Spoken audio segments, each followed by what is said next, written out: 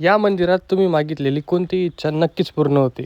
जय श्रीराम मित्रांनो, मी तेजस तुमचं स्वागत करतो आपल्या एका नवीन डेली ब्लॉगमध्ये. सकाळी सकाळी अचानक शेडमध्ये लक्ष गेलं तर बघतो तर काय वॉशिंग मशीन पडलेलं आहे इथे. म्हणजे मी तिकडे दगडावर घसून घसून कपडे धुतोय आणि ते वॉशिंग मशीन पडलंय.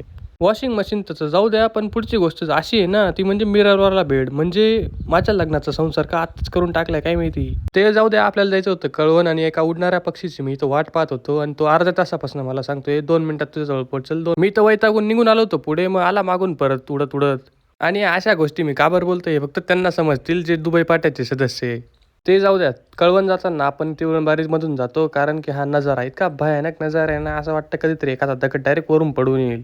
वारी तर आपण कायमच बघतो, पण ही अशी गोष्ट दिसली आपल्याला आज. नेमकी कोणत्या प्रकारची बवरी होती काय माहिती. याच्यामध्ये घाण नाही काही नाही, फक्त दूर दिसायचा. म्हटलं हा काय इल्युजन झालाय काहीतरी. तर कळवणला तर आपण पोहोचलो होतो, कारण वरून घेतोय गाडी आणि त्यासाठी आपण आलेलो होतो. आणि आपला छोटा दोस्त वेद आपल्याला इथे भेटला होता आणि एकदम सजून धजून तयार होता तो पण. आणि याला म्हणतात गाव बसाने लुटेरे आ गए. म्हणजे गाडी येत नाही तरी हाऊस नाही का. नेहमीपणे छोट्या मुलांकडे ते नारळ फोडायला दिलेले होते.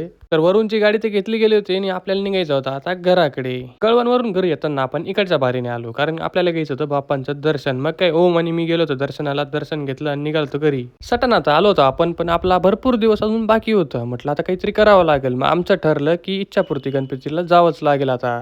पवार तर काही आला नव्हता, भाऊला कामं होते थोडेसे. मग मी बबड्या आणि वरून निघालो होतो. वरूनचे पुरेपूर प्रयत्न हेच चालू होते की माळे मुले फक्त गाडीला स्क्रॅच पडायला नको. आणि इकडे वेदाचं वेगळंच काहीतरी चालू होतं. तो वरती चढून स्क्रॅच पडून द्यायला चुकणार नव्हता. तर फायनली आपण पोहोचलो होतो इच्छापूर्ती गणेश मंदिर चांदवड येथे. आणि इथला जो ॲम्बियन्स आहे चला तुम्हाला दाखवतो.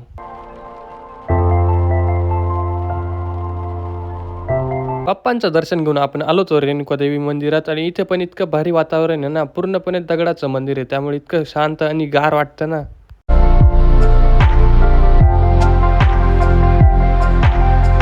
तर आजसाठी एवढंच. भेटू एका नवीन व्हिडिओमध्ये. जय श्रीराम.